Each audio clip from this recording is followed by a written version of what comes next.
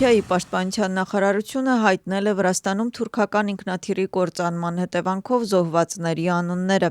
Հիշեցնենք, Սիղնաղի մունիցիպալիտետում Վրաստանի պետական սահմանից մոտավորապես 5 կիլոմետր հեռավորության վրա թուրքական ռազմական ինքնաթիռ է կործանվել։ Ինքնաթիռը Ադրբեջանից մեկնում էր Թուրքիա։ Դեպքը հետաքննվում է քրեական օրենսգրքի 275-րդ հոդվածի 4-րդ մասով, որը վերաբերում է օդային տրանսպորտի անվտանգության կամ շահագործման կանոնների խախտմանը, որը հանգեցրել է մարդկային զոհերի։ Թուրքիայի պաշտպանության նախարարությունը հայտնում է, որ կործանված թուրքական ինքնաթիռում գտնվել է 20 զինծառայող։ Թուրքական ռազմական ինքնաթիռի վթարի հետևանքով զոհվածների ընտանիքի անդամները ցավակցություններ են ստանում։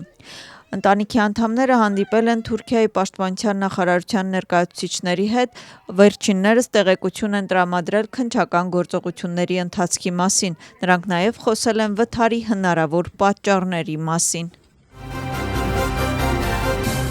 Դիվանագիտական օրվան նվիրված միջոցառում և պարգևատրման արարողություն Ակակի Չխենկելի անվան վաստակի մեդալով պարգևադրվել է արտաքին գործերի նախարարության 6 աշխատակից, իսկ Սուլխան Սաբա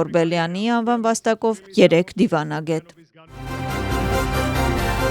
Վարչապետը հանդիպել է ՆԱՏՕ-ում Վրաստանի նորանշանակ ներկայացուցիչ Իրակլի Բերայայի և Կատարում Վրաստանի դեսպան Վարլամ Աղավալյանի հետ։ Իրակլի Բերայան երկար տարիներ եղել է Վրաստանի խորհրդարանի պաշտպանության և անվտանգության կոմիտեի և արտաքին հարաբերությունների կոմիտեի նախագահ, ինչպես նաև ՆԱՏՕ-ի խորհրդարանական վեհաժողովում խորհրդարանական պատվիրակության ղեկավար։ Վարլամ Աղավալյանին 2021-ից 2025 թվականներին եղել է Ռուսթավի 2 հեռուստաընկերությունը և մի քանի մեդիա հարթակներ միավորող Մեդիա Հոլդինգի գլխավոր տնօրենը, իսկ 2019-ից 2021 թվականներին Ստուդիա Մաեստրոյի գործադիր տնօրենը։ Դատարանը ինչ որոշում կկայացնի Սփերո Հոլդինգի հիմնադիր Գիվի Ծուլեյսկիրի և Սփերո Ինվեստի տնօրեն Գյորգի Մայիսուրաձեի նկատմամբ կալանքի միջոց կիրառելու վերաբերյալ։ Հայտնի է, որ դատախազությունը պահանջում է երկու անձանց նկատմամբ էլ կիրառել ամենախիստ խափանման միջոցը, մինչդեռ պաշտպանական կողմը նախատեսում է գրավի դիմաց ազատ արձակել։ Գյորգի Մուրուսիձեն չի մասնակցի դատավարությանը, քանի որ նա երկրում չի գտնվում։ Նրանք մեղադրվում են իրեն պատկանող խոշոր չափի միջոցները խարդախությամբ յուրացնելու մեջ, օգտագործելով իր պաշտոնական դիրքը նախնական համաձայնությամբ։ 2026 թվականի պետբյուջեի նախագիծը պատգամավորները կքննարկեն լիագումար նիստում։ Օրենսդիր մարմինը դեկտեմբերին կհաստատի գլխավոր ֆինանսական փաստաթղթի վերջնական տարբերակը։ Հաջորդ տարվա պետբյուջեի նախագիծը ներկայացրել է ֆինանսների նախարարը։ Նրա խոսքով այս փուլում խորհրդարանի դիտողությունները ակտիվորեն կքննարկվեն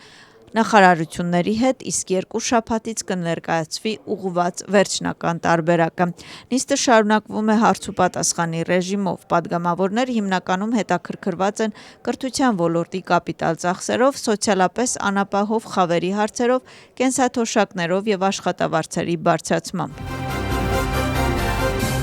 Պետական դրամաշնորհների կառավարման գործակալության կողմից հայտարարված հանրային մրցույթը ավարտվել է։ Հաղթողներ են ճանաչվել 17 ոչ կառավարական կազմակերպություններ, որոնք կստանան մինչև 100,000 լարի դրամաշնորհ։ Գործակալության տվյալներով խորհուրդը որոշել է հաղթող քաղաքացիական նախաձեռնությունները։ Ընդհանուր բյուջեն կազմում է 1,657,775 լարի։ Հիմնական ոլորտներն են աշխատանք, առողջապահություն, սոցիալական պաշտպանություն, շրջակա միջավայրի և բնական պաշարների պաշտպանություն, սպորտի զարգացում, կրթության, գիտության և տարածաշրջանային զարգացում, տեղական ինքնակառավարում, հաշտեցում և քաղաքացիական հավասարություն, ինչպես նաև ժողովրդավարական ինստիտուտներ։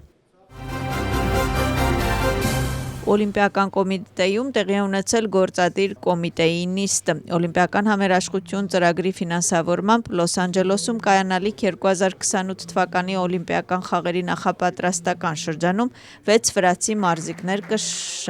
կստանան կրթաթոշակներ։ Նրանց թվում է նաև օլիմպիական կրկնակի չեմպիոն Լաշա Բեքհաուրին։ Մուխյանի երկարակեցության ամառանոցում բարելավում է ճանապարհային ենթակառուցվածքը։ Ճանապարհի վերանորոգման զուգահեռ նախագիծը ներառում է նաև ջրահեռացման ցանցի կազմակերպում եւ տեղում ջրահեռացման կոլեկտորի կառուցում։ Աշխատանքային կենտրոնի բյուջեից կծախսվի մոտ 3 միլիոն 600 հազար լարի։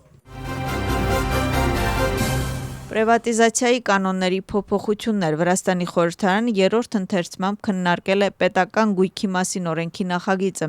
Այն վերաբերում է պետական անշարժ գույքի մասնավորեցմանը եւ փոխանակման ուղղակի վաճառքի միջոցով միայն այն դեպքում, եթե բավարարված են Վրաստանի կառավարության որոշմամբ սահմանված նախապայմանները։ Փոփոխությունները կսահմանեն, թե որ դեպքում հնարավոր կլինի մասնավորեցնել կամ փոխանվանել, անվանափոխել որոշակի պետական գույք ուղղակի վաճառքի միջոցով։ Մինչ օրս Վրաստանի կառավարությունը անհատապես սահմանել է պետական գույքի առանց աճուրդի օտարման պայմանները եւ կայացրել որոշումներ։